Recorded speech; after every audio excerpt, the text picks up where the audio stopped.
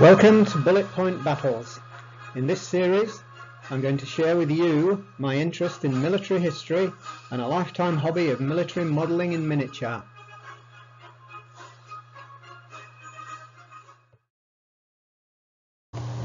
This episode depicts a battle in the Elam War of about 2700 BC. The conflict is of particular significance because it is the first war recorded in written records between distinct organised civilizations. Conflicts prior to this are currently only evidenced by archaeology.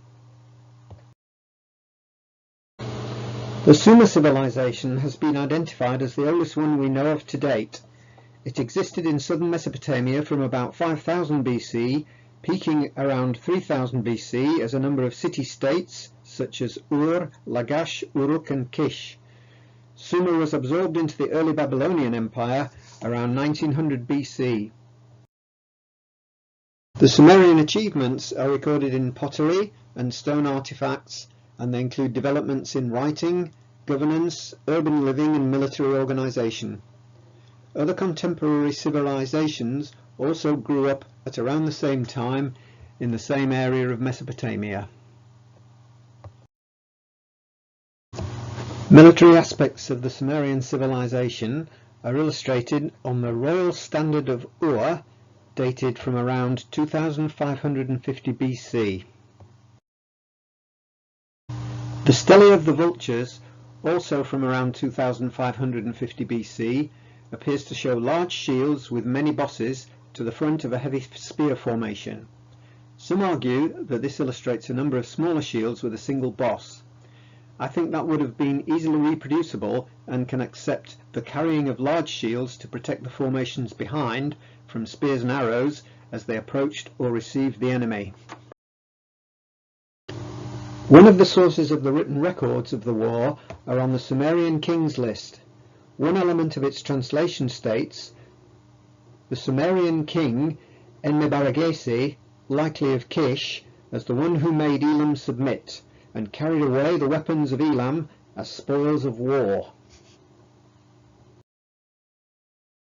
The weapons available would have been spears, slings, simple bows, scythes, axes, swords and daggers, all likely made of bronze, as were the helmets. The Sumerians are credited with inventing the wheel, and rudimentary 4 solid-wheeled carts or chariots are depicted in the Royal Standard of Ur. Today we can only speculate how battles were fought, but it is likely that these chariots were used to break up enemy formations by their sheer weight and momentum. Drawn by 4 donkeys, they predate horse-drawn, spoked wheel chariots by centuries. They would have weighed a ton and more and be capable of sustained speeds up to about 18 miles per hour. If that were not intimidating enough, they carried a driver and javelin thrower with a quiver loaded with additional spears, and they were the cutting edge of military technology at the time. The records indicate that the Sumerians invaded Elam and conquered it. The Sumerian army was organized and disciplined by centuries of intercity conflicts. These cities could form a cohesive force if they were threatened by external forces, or to attack a common enemy. In this reenactment, I have imagined that the shield wall would have been set up as the natural centre. Orders would be given by the general, or shagina as they were known, to the squad leaders, or ugulas. To the right of the centre, a mobile force of light and agile spearmen is concentrated, to be able to move quickly to support, reinforce, or press home as required. On the left, the heavy chariots are assembled with light infantry in support. Both extreme flanks are protected by the sling and bowmen. They would also be available to close up around the enemy flanks if the need arose.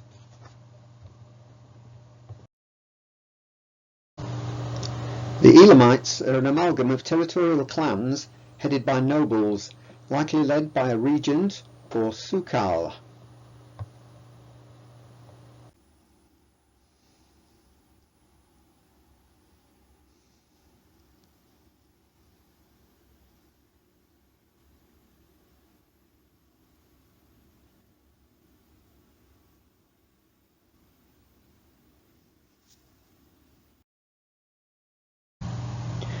In the distance, the Elamites can see the enemy arranged in battle formation and move their spearmen swiftly to engage the centre mass of the Sumerian line. The Elamites deploy archers and swordsmen to the left to hold the Sumerian right flank in check and press home an attack if things go well in the centre. Some Elamite archers are sent to the right to protect their right flank. As the Elamites push towards the centre to attack the shield wall, the Sumerian chariots are ordered to advance. In a short time they are up to speed and creating a thunderous roar and a storm of dust heading towards the Elamites. Behind the chariots, the light infantry are following quickly so they can pounce upon the disorientated Elamites when the chariots have ploughed into their formation.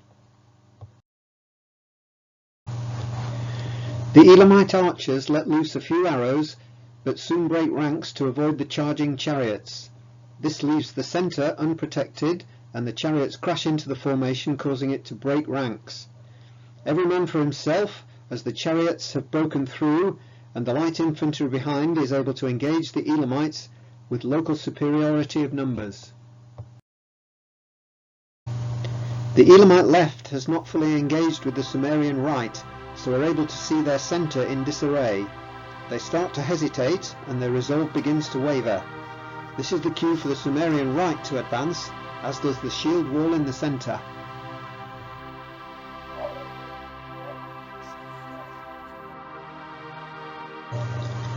The Sumerians have gone from a static defensive position to all-out attack in the space of 45 minutes. The Elamites know that the day is lost, and those capable of flight scuttle back towards Elam, defeated.